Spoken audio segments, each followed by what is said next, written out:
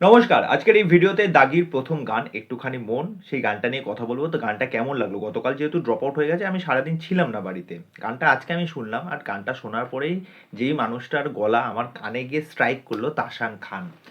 তাসান খানের নাম যখনই উঠে আসলো এই প্রসঙ্গে বলে রাখি আমার মাথায় ফার্স্টেই যেই গানটা তাসান খানের মানে চলে আসে সেটা হচ্ছে সেই তুমি কেন এত অচেনা হলে।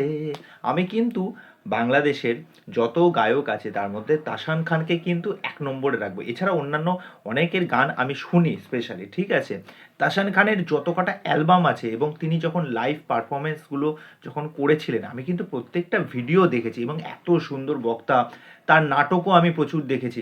এবং তাসান খান যেভাবে গানটা স্টার্ট নিয়েছে, গানের যেরকম লিরিক্স এবং নিশো এবং তমা মির্জা তাদের এই জুটিটা কতটা মিষ্টি আপনি দেখুন।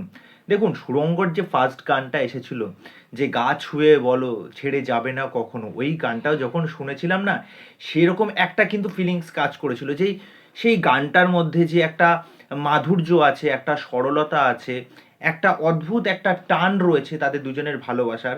যদিও বা সেটা গল্পে আমরা সেটা দেখতে পাইনি, সিনেমায় আমরা পরে দেখতে পাই যে মেয়েটি কিসের জন্য অ্যাকচুয়ালি তার ভালোবাসাটা ছিল।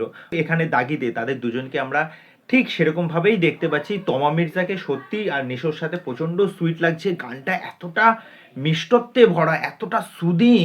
আর যদি গানটা ভালো করে লক্ষ্য করে দেখেন তারা কিন্তু পুরনো স্মৃতি তাদের ফেলে আসা সময় সেই বিষয়টাকে তারা রোমন্থন করছে। হ্যাঁ, এবার সেই বিষয়টার পাশাপাশি বর্তমানে তাদের এখন সিচুয়েশনটা কিরকম, তাদের মধ্যে যে এখন একটা বিরাট দূরত্ব তৈরি হয়েছে। দেখুন মেকার্সরা কিন্তু প্রচণ্ডই স্মার্ট। মানে পুরো গানটা কিন্তু তারা দেননি, 1.5 মিনিটের শুধুমাত্র গান দিয়েছেন। পুরো গান না দেওয়ার পেছনে কারণ একটাই রয়েছে, যে সিনেমার অনেক দৃশ্য বা মুমেন্ট যদি এর মধ্যে চলে আসে তাহলে কিন্তু মানে পাবলিক অনেকটা আঁচ করতে পারবে যে এটা তো দেখে ফেলেছি অলরেডি, ঠিক আছে? তাহলে সিনেমাতে গিয়ে আর নতুন কি দেখবো? তা বুঝতে পারছি এরকম ধরনের গল্প হতে পেরেছে, মানুষ যেরকম করে থাকে সাধারণত। কিন্তু সত্যি কথা বলো গানটা ব্যাপক হয়েছে। এরকম একটা মিষ্টি ট্র্যাক, তা ফুল গানটা তো অবশ্যই যখন আসবে সেই বিষয়ে কথা বলবো। তা এই বিষয় নিয়ে আপনাদের কি মতামত সেটা অবশ্যই আমাকে কমেন্ট করে জানাবেন। এবং আফটার সুরঙ্গ দাগিও সেরকম কিছু একটা করবে এটা আমি আশা রাখি। তা তোমাদের মতামত কি এই বিষয়ে জানিও। চলো আজকে এখানে শেষ করছি, পরবর্তী ভিডিওতে দেখা হচ্ছে। বাই।